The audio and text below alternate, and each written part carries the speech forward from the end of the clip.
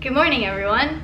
Actually, it's afternoon. I slept so hard last night. I went to bed, fell asleep, and just slept hard for like 9.5 hours. I don't know why my body wanted or needed 9.5 hours of deep sleep, but I got it. Might have been because I've been at my parents' house for the last week and a half, and being back like in my own bedroom with my chili pad and all of my good sleep hacks and everything just like put my body in the optimal state to just get the most regenerative, restorative rest on the planet. But either way, I'm not complaining. I feel amazing. Did my little morning walk, well, I guess now early afternoon walk, to get my adult chocolate milk. So I'm now drinking my little iced oat milk mocha. I do want to quickly address some of the comments I was getting on my last video where I talked about wanting to ultimately quit caffeine, or at least get back to the intake that I was at before I started consuming it regularly, which was like 3 to 4 cups a month, maybe no more than like 2 a week. But just to address all of the questions I was getting about why on earth I would want to give up something that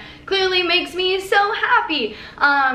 It makes me very, very, very unhappy to be dependent on any substance in order to have energy, in order to have a balanced, positive mood, in order to feel normal. I want to be able to wake up and feel normal without having to ingest a literal drug. Like caffeine itself is a literal drug. If you consume it regularly and try to quit, you experience the gnarly withdrawals. It's a drug. And I'm at the point where my body has become physiologically addicted to caffeine. If I don't have it, it does affect my energy. 2 days in, I get really bad headaches. I don't think I'm getting a lot of the performance enhancing effects of caffeine at this point anymore because my body's become adapted to about, what, 140 milligrams of caffeine a day? I think there's 2 espresso shots in that. That sounds about right, right? So my initial reason for wanting to consume caffeine, which was to enhance my workout performance during my cut, is basically null and void because my body's adapted to it and I'm not getting those benefits anymore. That's personally why I want to quit coffee, or at least drastically reduce my intake, not be having it every day. It's just, I do not like to be dependent on a substance to feel normal. And there's no judgment for anyone who does want to keep it in their daily cup of coffee. Like, that's totally fine. That is up to you. But for me personally, it's just not something that I want to have in my life in that capacity. So one day, this will be a decaf mocha or just a chai latte or something. But for now, it's a mocha and it's delicious. Now that I am properly caffeinated, it is breakfast time. I'm gonna make my go-to chocolate peppermint smoothie. Today is just peppermint because I'm gonna add a drop of peppermint extract with half a cup of oat milk. I made these smoothie base cubes, told you about them in my last video, but they're sweet potato, zucchini, cauliflower, a little bit of goat milk, and banana. So a great way to get in some good carbs, get in some vegetables, get in some good probiotics. And then I'm gonna do 1 serving of the 4-Sigmatic protein, my fave protein, because it is delicious. 5 different sources of plant-based protein, no added fillers, no lecithins, no gums, all that good stuff. Plus, it's loaded with adaptogens. This has been my go-to protein powder since they came out with it, just because it's literally everything I could want in a protein powder and more. Like, if I were to design my own like MissFitAndNerdy protein powder, this would be it. I don't know what else I would do other than like maybe make like my own fun flavor. I'm not coming out with a collaboration with 4-Sigmatic protein powder, unfortunately. I mean, 4-Sigmatic, hit me up if you want to do that. That would be the dream. Oh my god. And as always, you can get 15% off with my code FitAndNerdy. But this is literally it. I'm probably gonna add a little bit of ice and blend, and then maybe if I need more liquid, I'll add a little bit of water. Definitely need a little bit more liquid. Also, I forgot to add my drop of peppermint extract. I usually like to err on the side of less liquid with my smoothies just because I like them to be as thick as physically possible while still being like blendable and drinkable. Much later. And we have a little chocolate smoothie.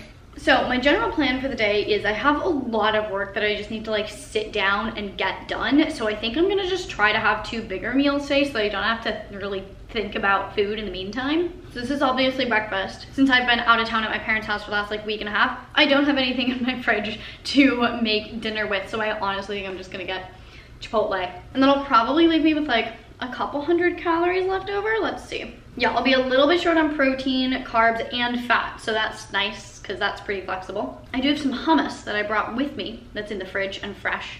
So I might try to eat some of that. That'll probably get me a good amount of protein, carbs, and fat. But I'll play around with that later. For now, I'm gonna drink this while I get some more work done and then go to the gym. Since it's Sunday and 90% of people take that as a rest day, I think the gym will be very open and empty, which is just my favorite way to go to the gym. Okay, I kind of take back what I said about being adapted to the caffeine, because the caffeine hit me hard today. I am like so hype right now, and not necessarily in a good way. Like, I was trying to get through my work and I was like getting really stressed about my work. I was like, what the heck is going on? Like, my body was just like, eh. Then I was on a business phone call and I was trying to talk so fast that I was stumbling over my words and couldn't say what I was saying. I'm literally doing it right now. Like, I can't stop talking really fast. So I don't know what the heck they put in my coffee this morning, if they accidentally gave me like a quad shot instead of a double shot, but it just feels like I've had a lot of caffeine. So because work was just suddenly stressing me out for no good reason, I was like, okay, let's get to the gym, work through some of this whatever's going on, get some of this energy out, then I'll hopefully be more productive the rest of the day. So,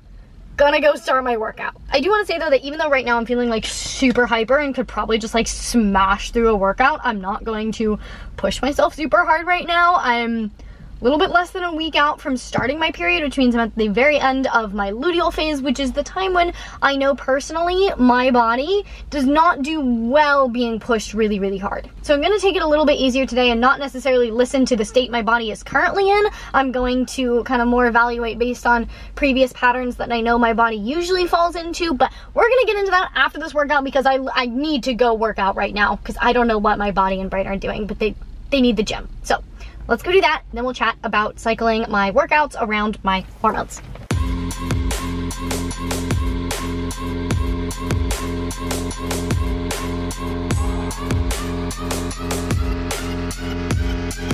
Yeah, like the attention, girl, I know you. But you're everything I want in life. Yeah. We're fighting danger like kung fu. The love I feel is deep inside. The others don't matter.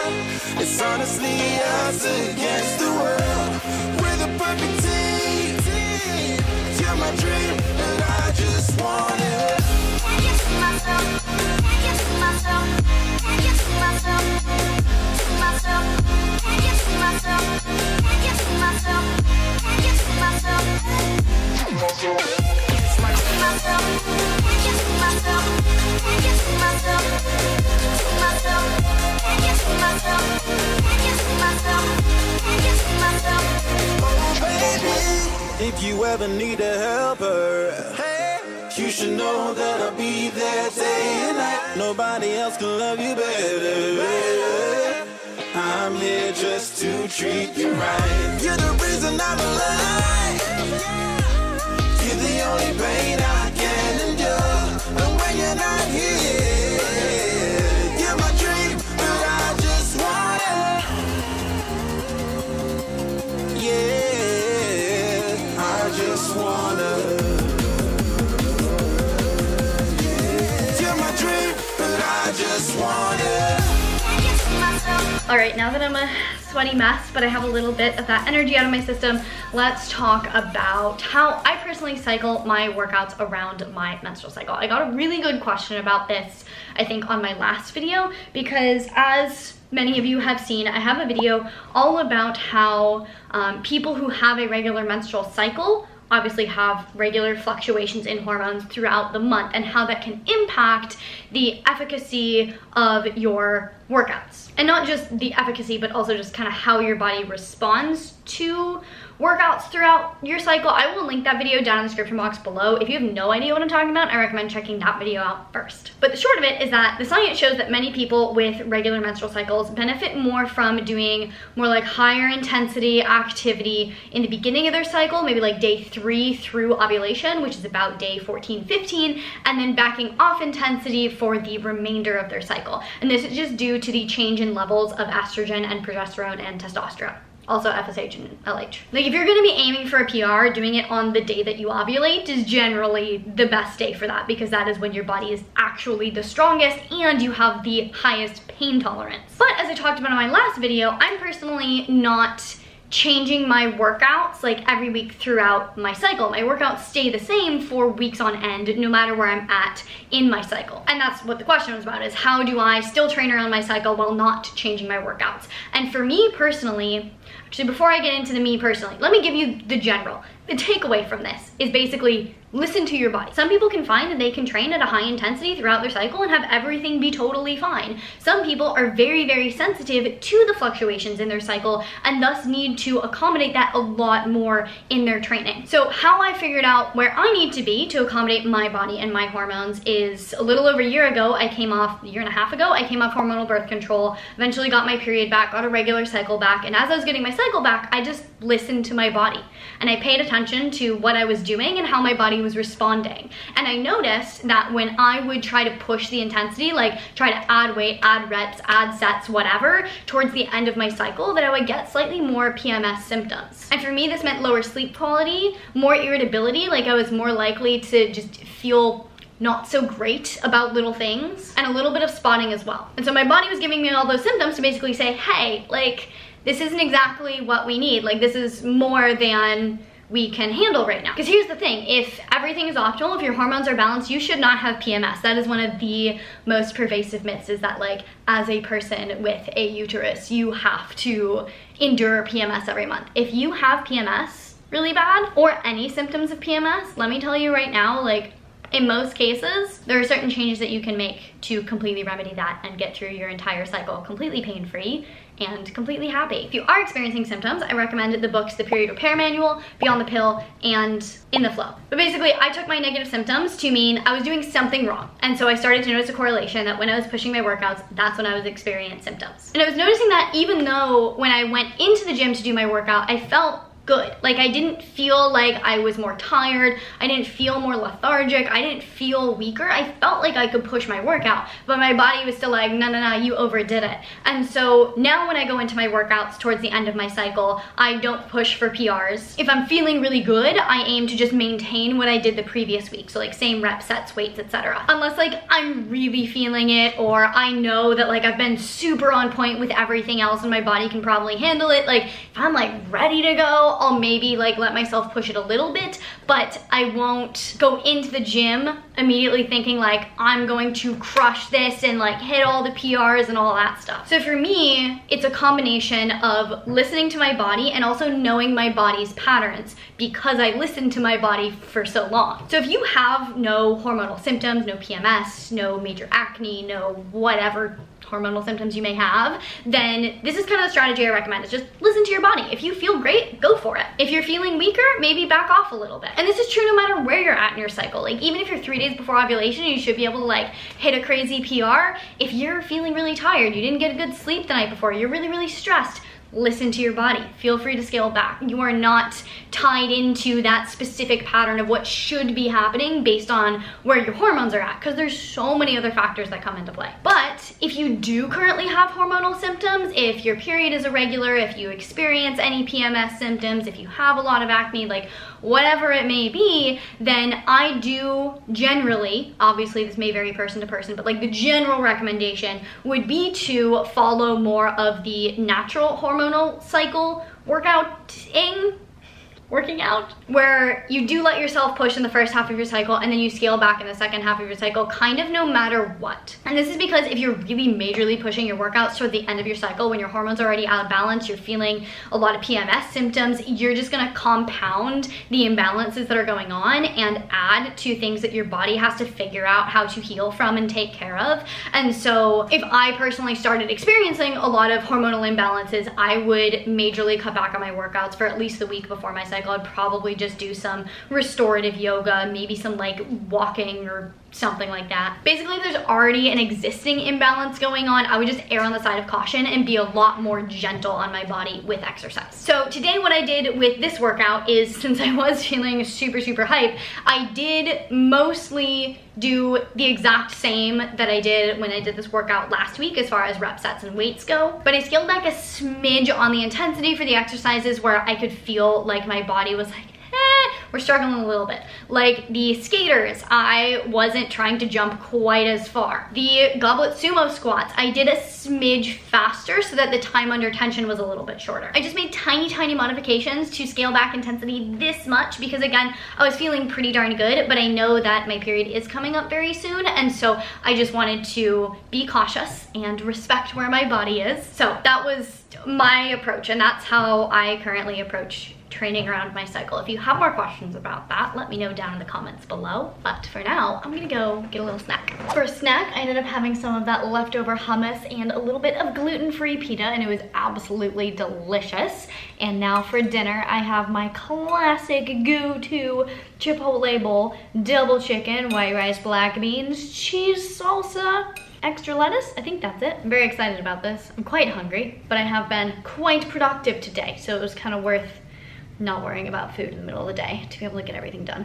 Before I go back to work while eating this, I did want to tell you guys really quickly about where I am with my weight loss journey. I told you guys, I think last week, that I had upped my cardio because I only have like 2 to 3 pounds max left that I want to lose at all. And I just kind of want to like speed it up, get there, be done, get in, get out, you know. And I've definitely upped my cardio. Although while I was with my parents, I was a little bit less strict about the macros. It was just a lot harder to track because of everything that was going on. I'm kind of making excuses, not gonna lie. But either way, that's not the point. What I wanted to say is that my weight has not really changed. Like my weight has been pretty hardcore plateaued, which in itself may be discouraging, upsetting, make me feel like I should just eat 500 calories a day for the next 2 weeks and add an hour of cardio in every day. But that is not the case. I do not feel that way because, first of all, you should never feel that way. You should trust the process and not eat 500 calories a day and do an extra hour of cardio a day. That is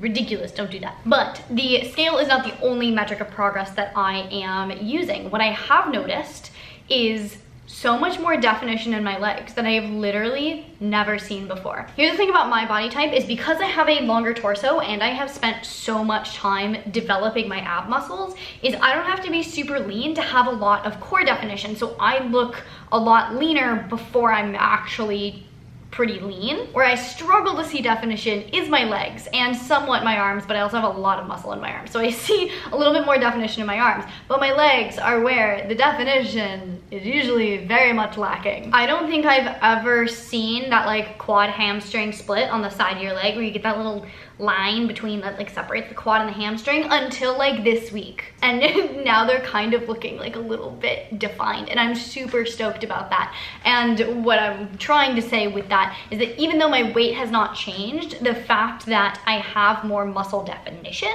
is a very good sign that I'm still going in the right direction, because some of my metrics of progress are changing in the right direction and none of them are going in the wrong direction. All this is to say, very important when you're on a fat loss journey or muscle building journey to be tracking your progress in multiple different ways so that you don't like see one thing do something that you don't expect it to and have that be like the defining factor in your journey, because it's not going to paint the whole picture. Anyway, I'm very hungry, so I'm gonna go eat this.